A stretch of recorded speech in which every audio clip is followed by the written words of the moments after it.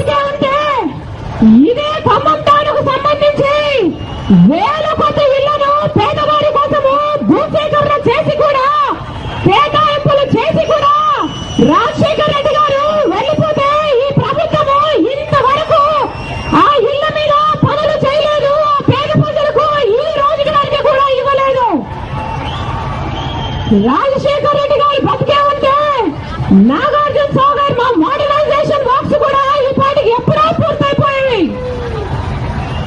రాజశేఖర రెడ్డి గారు 5 సంవత్సరాలు ముఖ్యమంత్రిగా ఉన్నారు.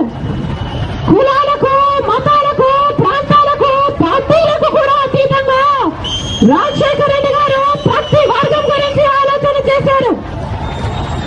రైతులకి అన్ని విధాలా అండగా నిలబడి రైతు పక్షాన నిలబడి ఎంతో మంది రైతులకి రుణ విముక్తులను చేసిన ఘనత రాజశేఖర రెడ్డి గారిదే.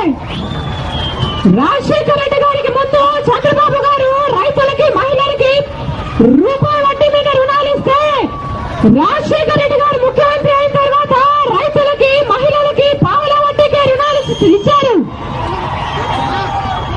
ఎంతో మంది మహిళలు బ్యాంకు ముఖం చూసి ఎరుగని మహిళలు కూడా బ్యాంకు వరకు పోయి రుణాలు తెచ్చుకొని ఆర్థికంగా స్థిరపడిన రోజులవి. రాజశేఖర రెడ్డి గారు బ్రతుకున్నప్పుడు విద్యార్థులకి గొప్ప భరోసా ఉండేది. పేదరికం కారణంగా ఎవరి చదువు ఆగిపోకూడదని రాజశేఖర రెడ్డి గారు మీరు ఏది కావాలంటే అది చదువుకోండి, డాక్టర్ అవుతారా, ఇంజనీర్ అవుతారా, ఎంసీఏ చేస్తారా, ఎంబీఏ చేస్తారా, ఫార్మసీ చేస్తారా, ఏది కావాలంటే అది చేయండి, ప్రభుత్వమే చదివిస్తుంది అని గొప్ప భరోసా కలిగించిన ముఖ్యమంత్రి రాజశేఖర రెడ్డి గారు.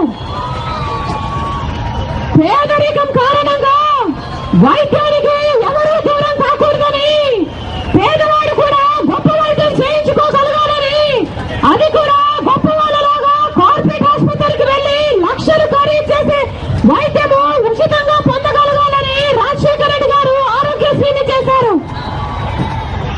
లక్షల మంది లక్షలు విలువ చేసే వైద్యాన్ని ఉచితంగా పొందిన రోజులవి. రాజశేఖర రెడ్డి గారు బ్రతికుండగా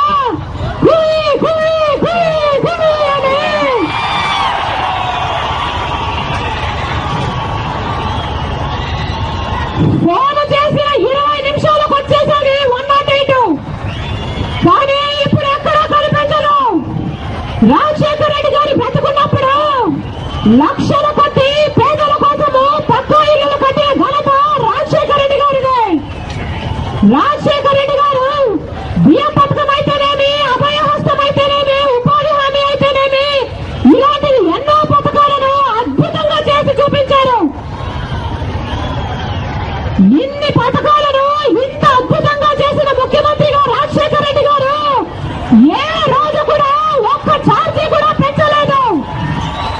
రాజశేఖర రెడ్డి గారు బ్రతుకున్న 5 సంవత్సరాలలో ఒక్క రూపాయి కూడా ఆర్టీసీ ధరలు పెరగలేదు. రాజశేఖర రెడ్డి గారు బ్రతుకున్న 5 సంవత్సరాలలో ఒక్క రూపాయి కూడా గ్యాస్ ధరలు పెరగలేదు. రాజశేఖర రెడ్డి గారు బ్రతుకున్న 5 సంవత్సరాలలో ఒక్క రూపాయి కూడా మున్సిపల్ ట్యాక్సులు పెరగలేదు. 5 సంవత్సరాలలో ఒక్క రూపాయి అంటే ఒక్క రూపాయి కూడా కరెంటు ఛార్జీలు పెరిగాయని రాష్ట్రంలో ఏ ఒక్కరూ చెప్పలేరు. ఒక్క ఛార్జీ పెరగకుండానే, పెంచకుండానే ఇన్ని అభివృద్ధి కార్యక్రమాలు చేసిన రికార్డు ముఖ్యమంత్రిగా నిలిచారు రాజశేఖర రెడ్డి గారు. కానీ ఇప్పుడు ఆ పరిస్థితి లేదు. ఇప్పుడు మనకున్నది కిరణ్ కుమార్ రెడ్డి గారు అనే ఒక ముఖ్యమంత్రి గారు.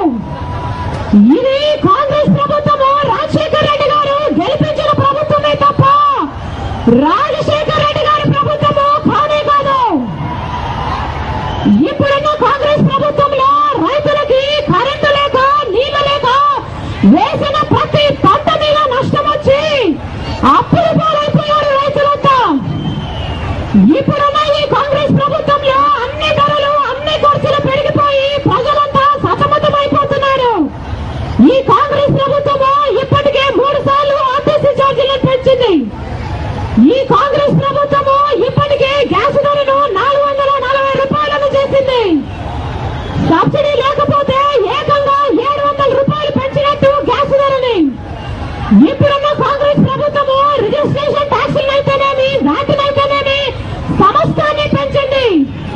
ఇప్పుడు